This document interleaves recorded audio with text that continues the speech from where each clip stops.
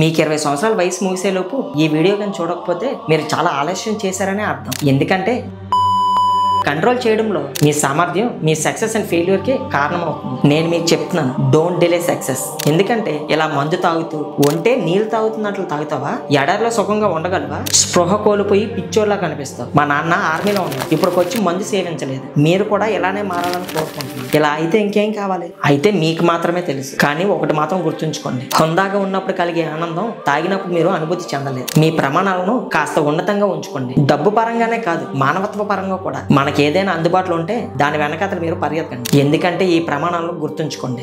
మీకంటే ఎవరైనా తెలివైన వాళ్ళు కనిపించినట్లయితే వారితో పోటీ పడకండి, అతనితో కలిసి పనిచేయాలని కోరుకోండి. ఇది మిమ్మల్ని చాలా వేగంగా అభివృద్ధి చెందేలా చేస్తుంది. నేను దీనికి ఒక సాధారణ ఉదాహరణ చెప్తాను. మీతో ఈ రీల్ షేర్ చేసిన మీ స్నేహితుడు బహుశా మీకంటే తెలివైన వాడు, కానీ ఎప్పటికీ ఈ రీల్ పంపిన తర్వాత మీరు అతనితో కలిసి పని చేయాలని, మీరిద్దరూ చాలా వేగంగా ఎదగడానికి ప్లాన్